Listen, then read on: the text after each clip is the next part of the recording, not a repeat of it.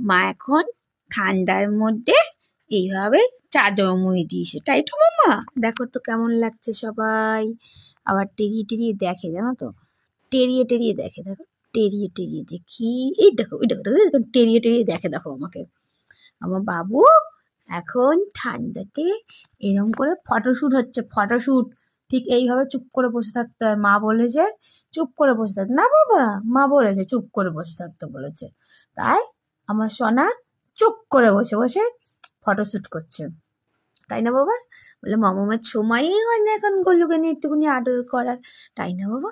কি ঠান্ডা, কি ঠান্ডা পড়েছে গো, তাই না সোনা?